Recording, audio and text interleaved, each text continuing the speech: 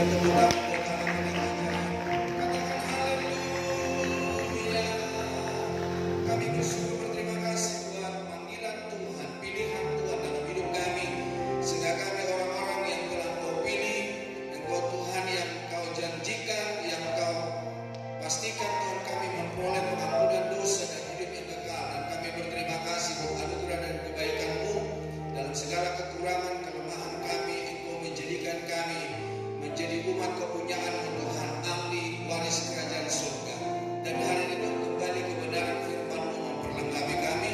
Berkati firman Tuhan pakai hamba-Mu dan urapi setiap anak-anak muda hari ini, sehingga setiap kami diperlengkapi dengan kebenaran firman Allah, sehingga kami itu menjadi anak-anak muda, menjadi berkat bagi banyak orang, dan kami menjadi inspirasi bagi banyak orang, dan nama-Mu dipermuliakan. Menjadi berkat buat orang tua kami, menjadi berkat buat sahabat kami, menjadi berkat di tempat kami sekolah, kuliah, dan pekerjaan dimanapun Tuhan tempatkan kami. Kami menjadi alat-Mu Tuhan, menjadi terang dunia, menjadi garam dunia. Pakai hamba-Mu menjadi alat-Mu Tuhan. Dalam nama Tuhan Yesus kami berdoa, dan kami sambut firman Tuhan yang diberkati. Tuhan sama-sama berkata amin. Amin. Silakan duduk saudara-saudara, anak-anakku. Ya, kenapa saya bilang anak-anakku? Karena anak saya sudah yang pertama hampir usia 30 tahun. Sudah ada yang usia 30 tahun di sini? Ya, nama saya Dr. Purba. Saya tentu berasal dari Sumatera Utara. Istri saya dari kota Surabaya. Kami menikah di kota Jakarta. Anak saya 3. Yang pertama laki-laki, yang kedua perempuan, dan yang ketiga perempuan. Dan kami pengembalaan di tempat ini sudah berjalan 6 tahun. Saya kira itu saja ya. Oke, hari ini kita akan belajar kebenaran firman Tuhan, yaitu saya berikan tema adalah cara hidup orang beriman.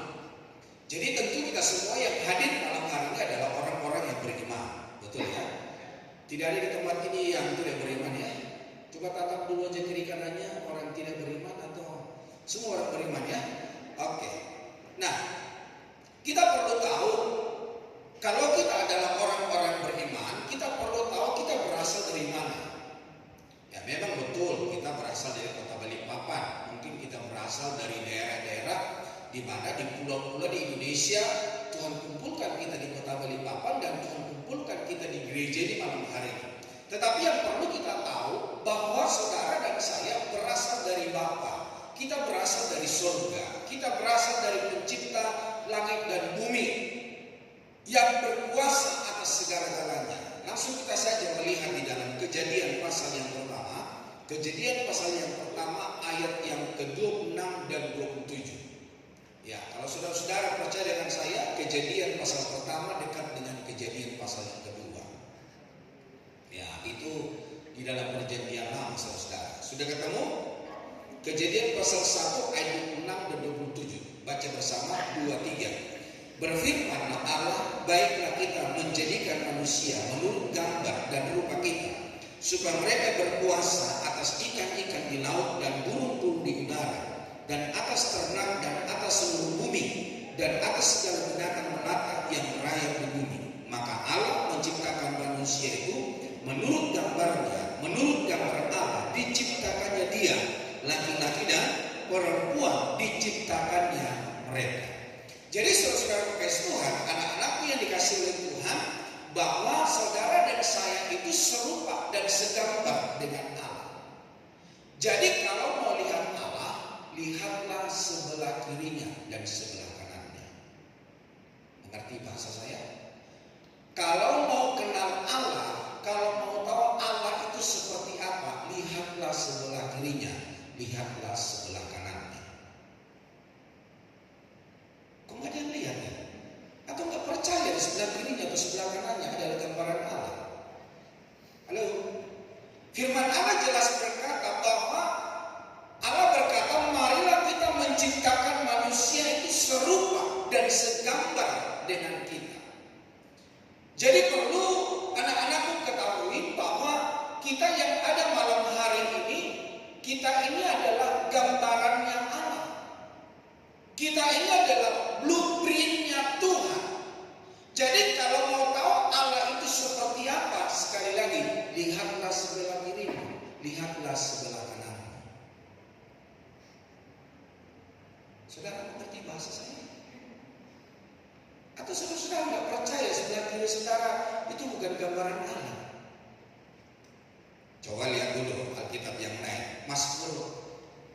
82 ayat 6. Mazmur 82 ayat 6. Dibilang apa di sini?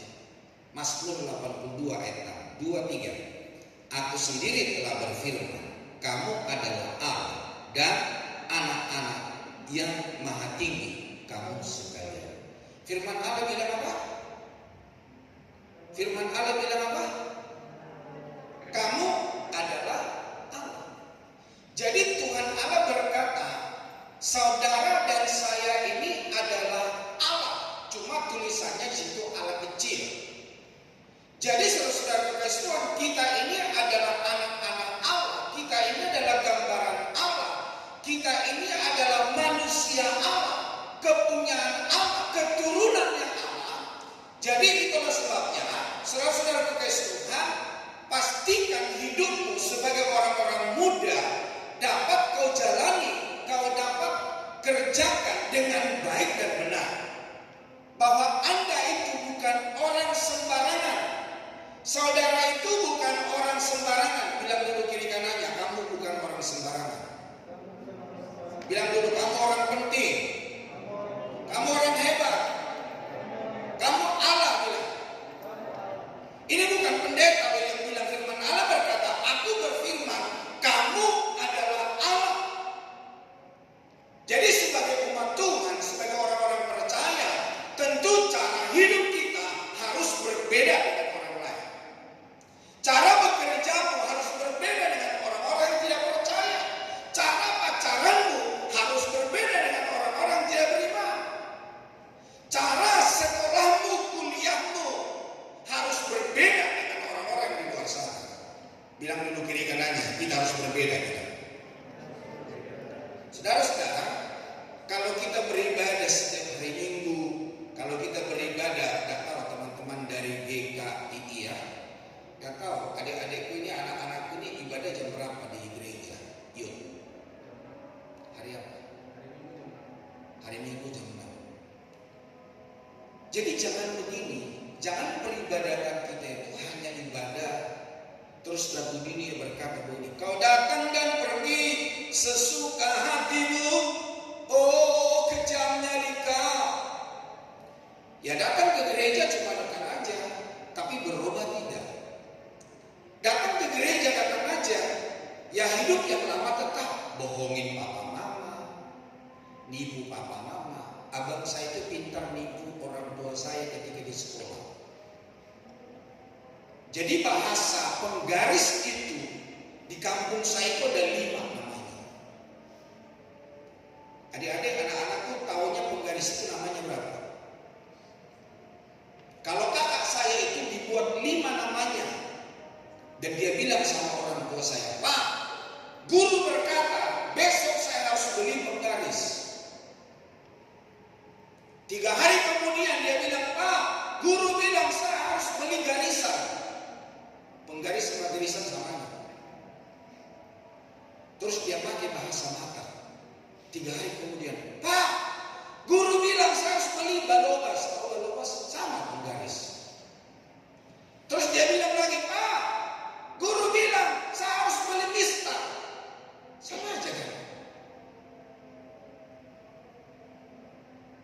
Nah, saya tidak tahu cara saudara-saudara menipu orang tua seperti apa. Cara saudara-saudara menipu guru di sekolah seperti apa? Cara saudara menipu orang tua di rumah seperti apa? Anda bilang Anda sekolah, padahal bolos. Anda bilang Anda kuliah, padahal tidak kuliah. Banyak orang-orang muda, bukan hanya di luar sana, tetapi ada banyak orang-orang Kristen. Hidupnya tidak jauh beda dengan orang-orang yang tidak percaya. Malah orang-orang Kristen lebih belangsakan, lebih hancur daripada orang-orang yang tidak percaya. Jadi malam hari ini seberapa kita yang ada, kita harus berbeda dengan orang lain. Karena kita berkata kita adalah orang-orang yang beriman, tentu kita harus menunjukkan sebagai orang yang beriman, kita harus menjadi inspirasi bagi banyak orang. Kita harus jadi teladan, kita harus jadi berkat untuk orang lain. Jangan kita menjadi batu sandungan. Jangan kita jadi troublemaker. Tapi biarlah kita setiap anak-anak muda malam hari ini kita membuat history maker di dalam hidup kita. Amin. Nah, saudara-saudara kasih Tuhan, sebagai orang beriman, cara hidup kita itu seperti apa? Coba lihat di dalam Yohanes pasal 8 ayat 44. Yohanes pasal 8 ayat 44. Sudah ketemu? Ya, kalau susah lihat aja di multimedia. Yohanes pasal 8 ayat 44. Baca bersama 2-3. Iblislah yang menjadi bapamu dan kamu ingin melakukan keinginan-keinginan bapamu. Ia adalah pembunuh manusia sejak semula dan tidak hidup dalam kebenaran. Sebab di dalam dia tidak ada kebenaran. Apabila ia berkata dusta, ia berkata atas kehendaknya sendiri. Sebab ia adalah pendusta dan bapa segala dusta. Jadi yang pertama yang harus kita kerjakan sebagai orang-orang beriman, jangan jadi pendusta. Bilang dulu kiri kanannya, jangan ada dusta di antara kita berdua. Bilang. Ya. Jangan suka berbohong. Ada orang berkata berbohong demi kebaikan. Tidak ada itu. Firman Allah berkata, katakan iya di atas iya dan tidak di atas tidak. Saya belajar dari muda sampai saya sekarang sudah lebih daripada 50 tahun. Saya belajar untuk tidak berbohong. Karena apa saudara? Ketika saya melakukan kebohongan, itu kerugian buat saya. Kenapa menjadi suatu kerugian? Firman Allah ini jelas berkata begini. Kalau kita suka berbohong, kalau kita suka berdusta, Bapa kita itu bukan Allah yang menciptakan kita. Tetapi Bapa kita, firman Allah berkata, iblislah bapakmu. Tanya dulu kiri kanannya, bapakmu siapa? Siapa Pak Sugiono? Itu yang bingung, lupakan dulu. Tetapi kita berjalan dengan kebenaran firman Allah. Saudara-saudara yang datang malam hari ini, bapak saudara siapa? Iblis atau Allah? Tuhan atau hantu? Coba tatap wajah kiri kanannya. Dia bapaknya Tuhan atau hantu? Apakah ada yang ngaku? Pakai baju apa dia? Pakai baju apa dia? Yang bapaknya hantu. Ada marganya, tanya dulu, kamu marga apa? Sebagai orang-orang muda, hari ini sebagai orang-orang yang beriman, supaya kita merdeka dari berdusta. Gak tahu ya, banyak pengalaman waktu sekolah, waktu kuliah, dan banyak anak-anak sekolah, banyak anak-anak kuliah tidak bayar makanan di warung. Nah, ada yang senyum-senyum kayaknya pengalaman tuh. Dia makan 10, ngakunya 5. Kamu makan berapa? Oh 3, padahal sudah 7 dimakan. Ya oke lah, itu masa lalu. Tapi setelah kita mengenal Tuhan, setelah kita mendengar firman Allah malam hari ini, mari kita bertobat. Bilang dulu kiri kanannya, yuk bertobat. Bilang dulu, ayo bertobat. Tepuk pundaknya supaya dia bangun, ayo bertobat. Atau bilang begini supaya mantap, pulanglah dan jangan berbuat dosa lagi. Bilang dulu, pulanglah dan jangan berbuat dosa lagi. Tepuk pundaknya. Kok ada yang berani ya? Atau saudara bilang, Pak sama Pak, saya juga suka dusta Pak. Firman Allah dengan jelas berkata, ketika kita menjadi seorang pendusta, ketika kita suka berbohong, maka bapa kita adalah iblis. Ada banyak orang-orang Kristen berkata, berbohong itu lumrah. Tapi firman Allah berkata, ketika kita berbohong dan kita berdusta, bapa kita adalah iblis. Dan seorang pendusta, mereka tidak akan masuk dalam kerajaan surga. Jadi percuma kita beribadah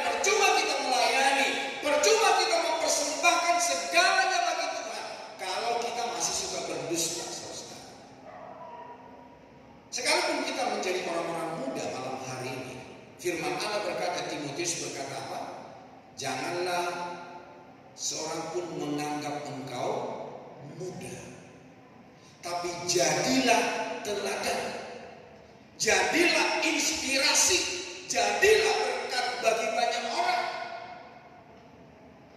Saudara-saudara kenal Timotius? Itu yang 3 rumah dari rumahmu itu. Kenal Timotius? Di dalam firman Allah, Timotius itu adalah rekan kerjanya Paulus. Namun Timotius itu dipilih oleh Paulus bukan karena disodorkan oleh jemaat yang bersama-sama dengan Timotius, tetapi Paulus sendiri melihat bagaimana hidup Timotius sebagai orang muda yang hidupnya menyenangkan hati Tuhan, yang hidupnya melakukan firman Allah, yang hidupnya sesuai dengan kehendak Allah. Maka Paulus memilih dia untuk menjadi rekan sekerjanya. Kenapa? Timotius bisa hidup sebagai orang muda yang menghidupi kebenaran firman Allah. Ternyata ada orang-orang di sampingnya dia yang mendukung dia, yang membawa dia lebih mengasihi Tuhan. Siapa namanya? Ada yang namanya opung boru kalau orang Batak bilang. Kalau orang Tionghoa bilang ada poponya, ada neneknya. Neneknya namanya Louis. Louis itu melahirkan iman kepada anaknya namanya Eunike. Dan Eunike ini melahirkan iman kepada anaknya namanya Timotius. Jadi kenapa Timotius ini menjadi seorang hamba Tuhan yang dipakai oleh Tuhan menjadi rekan sekerja Paulus? Karena Timotius ini mau dididik, mau hidup dalam kebenaran firman Allah. Adik-adikku, anak-anakku malam hari ini, biarlah kita sebagai orang Kristen bukan sekedar ke gereja pada hari Minggu di dalam ibadah Yud, tetapi biarlah kita menghidupi kebenaran firman Allah dan kita harus berbeda dengan orang lain. Dan sebagai orang beriman, hari ini jangan suka berbohong. Sekali lagi bilang diri aja, jangan suka bohong. Orang Balikpapan bilang apa? Bote-bote. Bote-bote. Nah, jangan suka bote-bote. Bukan pote. Pote itu peteh. Bote-bote. Suka bohong, suka gak benar. Nah, yang kedua, cara hidup orang beriman selain hanya jangan suka berdusta, jangan suka berbohong. Yang kedua, lihat Ibrani 11 ayat 8. Ibrani 11 ayat 8. Ibrani 11 ayat 8 ada di multimedia. Coba baca bersama 2-3. Karena iman Abraham taat ketika ia dipanggil untuk berangkat ke negeri yang akan diterimanya menjadi milik pusakanya. Lalu ia berangkat dengan tidak mengetahui tempat yang ia tuju.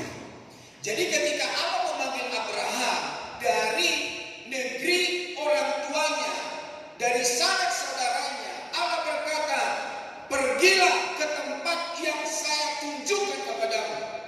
Apakah Allah memberikan Google Map kepada Abraham posisi kota di mana Abraham itu akan tinggal? Belum, kawan. Tuhan tidak memberikan Google Map kepada Abraham. Tuhan tidak memberikan daerah mana, di mana posisinya. Namun Tuhan Allah berkata, keluar dari negerimu dan pergi ke tanah perjanjian yang akan kuberikan kepadamu. Abraham tahu, dan tahu dia. Pokoknya dia nurut, taat sama Tuhan. Saudara-saudara, sebagai orang Kristen, tentu kita sebagai orang Kristen percaya kepada Allah, percaya kepada Yesus Kristus. Dan ketika kita menerima firman Allah, hendaknya kita menjadi seorang yang taat. Bukan seorang yang angkuh, bukan seorang yang sombong, bukan seorang yang menolak kebenaran firman Allah. Kalau kita menolak kebenaran firman Allah, saya pastikan bahwa Anda adalah antikristus. Gak usah tunggu akhir zaman antikristus. Ketika engkau menolak firman Allah, di dalam Yohanes pasal 1 ayat 1 ada yang hafal, dikatakan apa? Pada mulanya adalah firman, dan firman itu bersama-sama dengan Allah. Jadi kalau kita menolak firman, berarti kita menolak Allah. Kalau kita menolak firman, berarti kita menolak Yesus. Kalau kita menolak Yesus, berarti kita antikristus.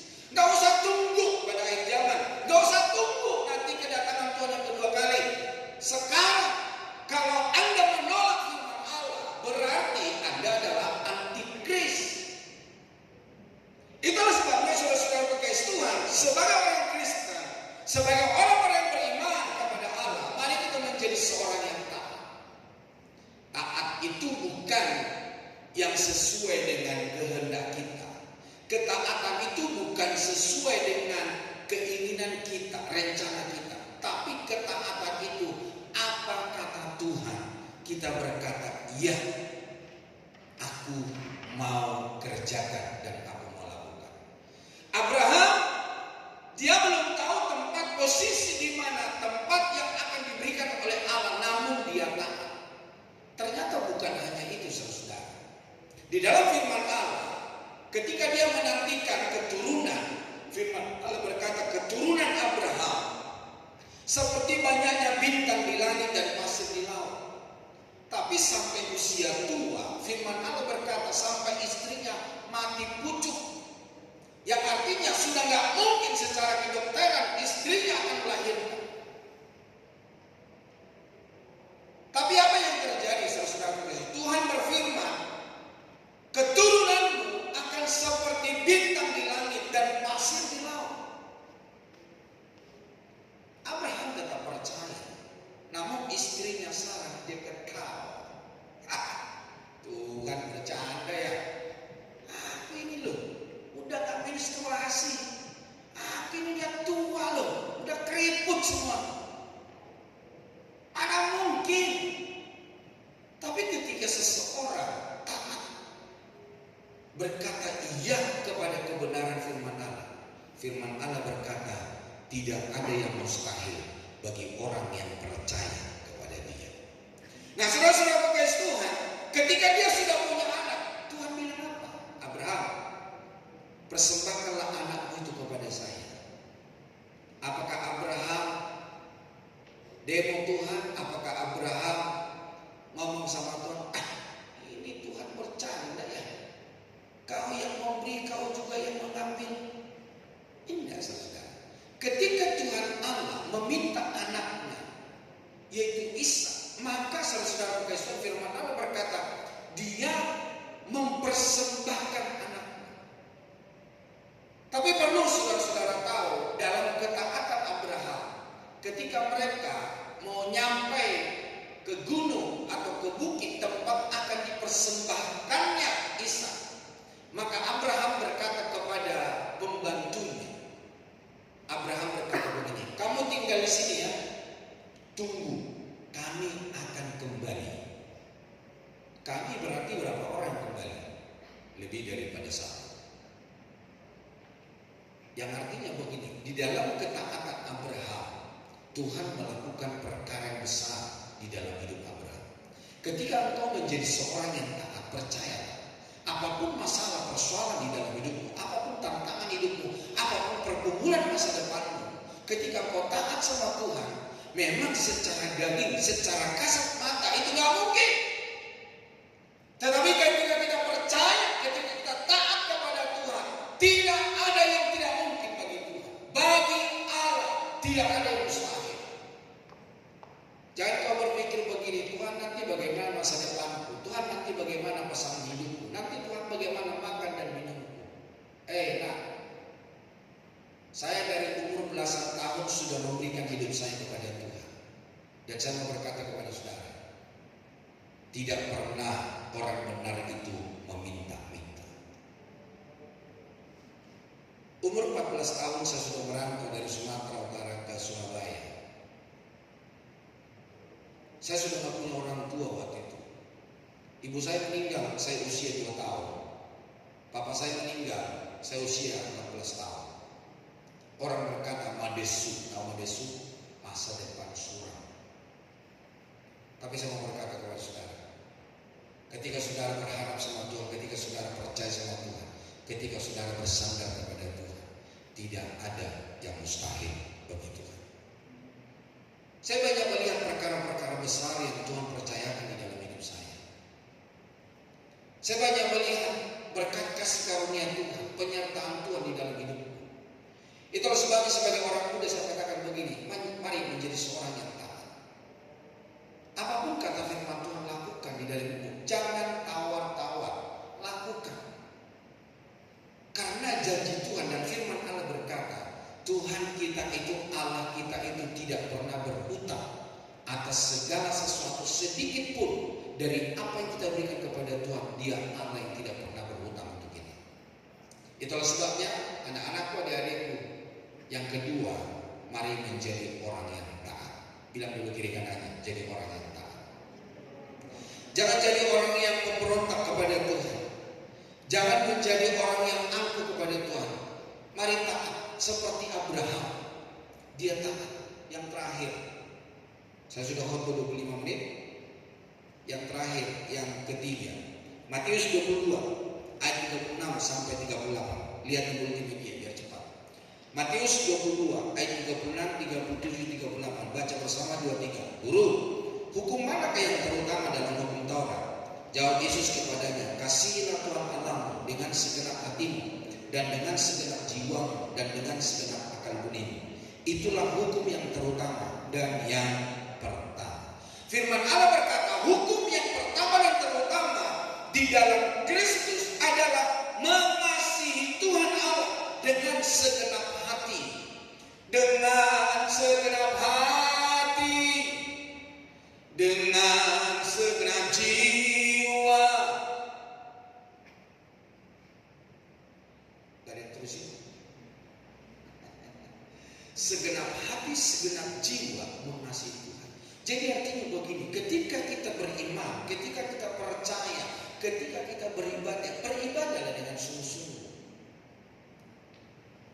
Ketika kita melayani Tuhan dengan sungguh-sungguh. Jangan dipengaruhi oleh apapun yang ada di dalam dunia ini. Suatu saat saya diundang khotbah di Jakarta Barat, di daerah Cengkareng, di Kalideres namanya. Waktu itu ibadah Yud, anak-anak muda hari Sabtu. Nah, saya sengaja duduk paling belakang. Saya pengen lihat orang-orang muda memuji Tuhan seperti apa. Karena ketika ada orang memuji Tuhan dengan sukacita, aku pun terpacu untuk memuji Tuhan dengan semangat, saudara. Tapi yang membuat saya heran, ada seorang wanita ketika memuji Tuhan sambil pegang bangku yang di depannya, lihat kiri, lihat kanan, lihat ke belakang. Yang lain bertepuk tangan, goyang-goyang, dia pegang kursi depannya, lihat kiri, lihat kanan, lihat ke belakang, wajahnya sedih. Ternyata tidak berapa lama kemudian ada seorang pria ganteng kumis tipis datang. Ketika pria itu datang, dia mulai senyum. Dia mulai bertepuk tangan memuji Tuhan. Ternyata sukacitanya dia oleh karena seorang pria. Tanya dulu diri kanannya, sukacitamu karena apa?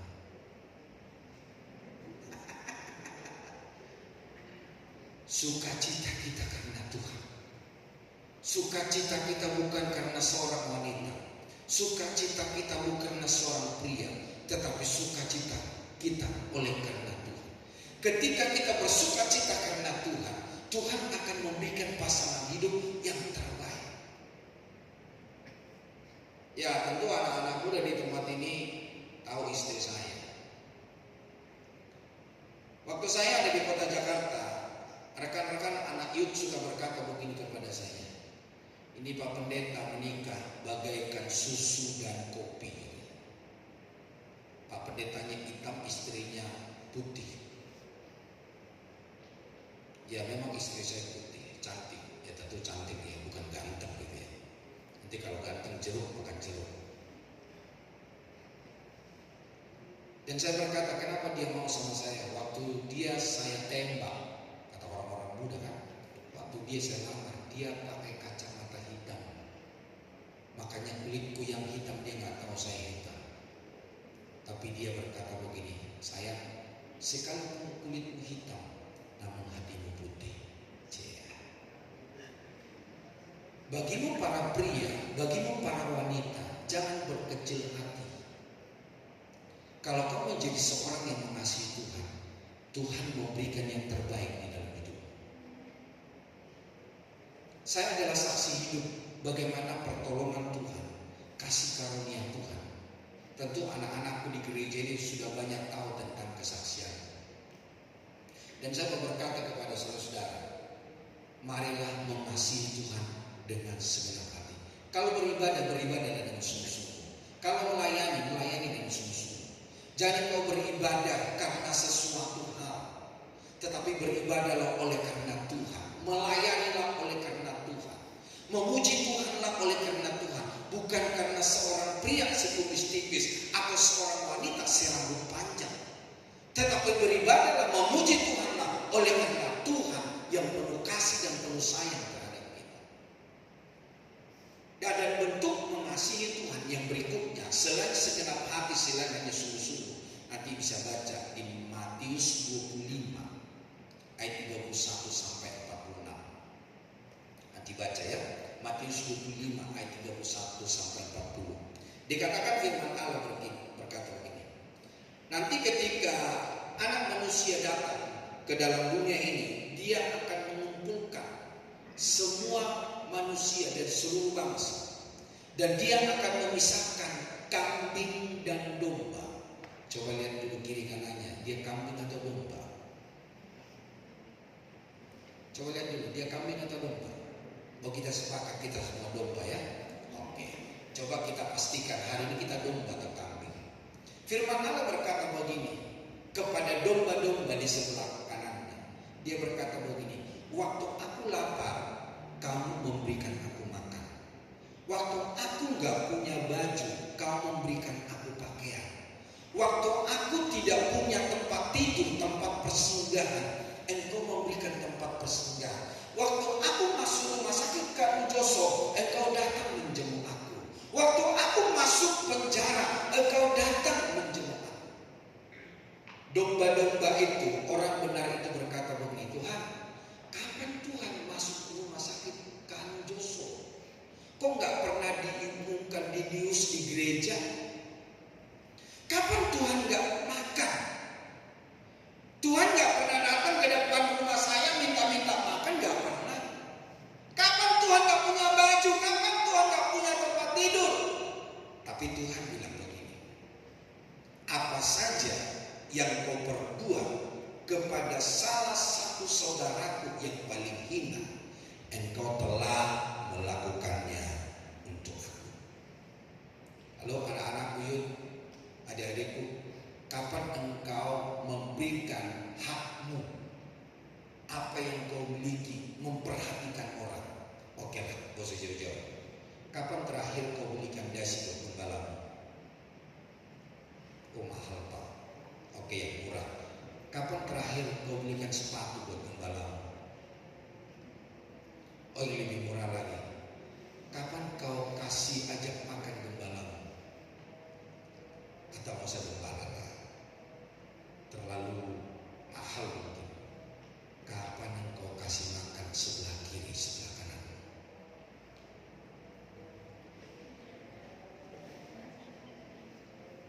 Kapan?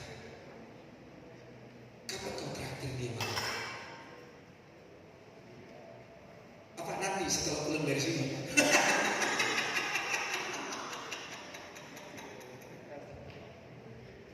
Firman Allah berkata begini, apa saja yang kau perbuat kepada salah satu saudaramu yang paling hina, engkau telah melakukannya untuk aku. Bahkan di dalam firman Tuhan yang lain berkata, ketika kita menjamu seseorang, kita tak sadar, padahal sebetulnya yang kita jamu itu malaikatnya Tuhan. Halo bro, yang pakai baju kotak-kotak, nama siapa? Andrea. Yang sebelah kanannya tadi siapa? Wellen. Ketika Andrea, ketika engkau memberikan makan Wellen, jangan lihat wajahnya kayak begitu. Dengan tidak sadar engkau telah menjamu malaikat Tuhan makan.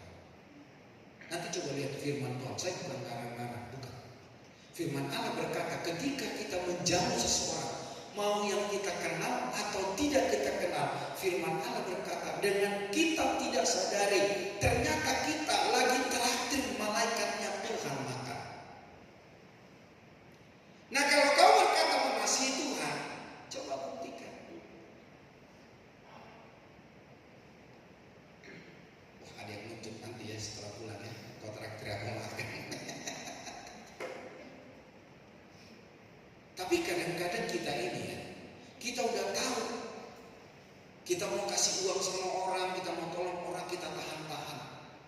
ada seorang ibu bilang sama saya begini, itu namanya kikris. Tahu kikris? Kayak bahasa Inggris udah kikir tambah S, kikris. Jadi dibilang begini, orang pelit itu begini Pak, lihat saya. Dia bilang begini, orang pelit itu kan yang begini, dipegang, sudah dipegang, jangan harap keluar. Coba bilang kiri kanannya, orang seperti itu ada di samping saya bilang.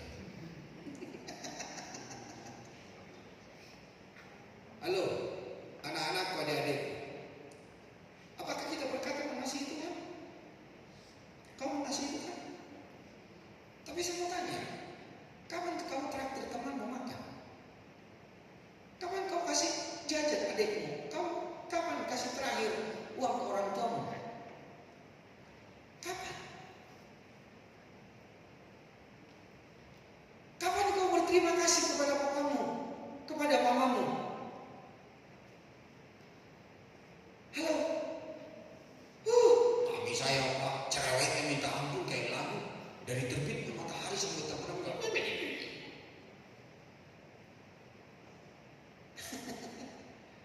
Kalau kita berkata mengasihi Tuhan, coba lihat di sekeliling kita. Pernahkah kita memberikan yang terbaik buat mereka? Amin. Tuhan berkata. Mari kita datang sama Tuhan. Kita sama-sama berdiri.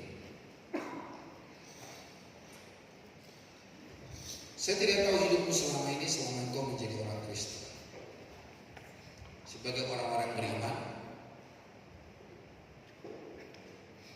apakah engkau melakukan hidupmu serupa segambar dengan Kristus? Apakah kau dapat membuktikan bahwa kau adalah anak-anak Allah?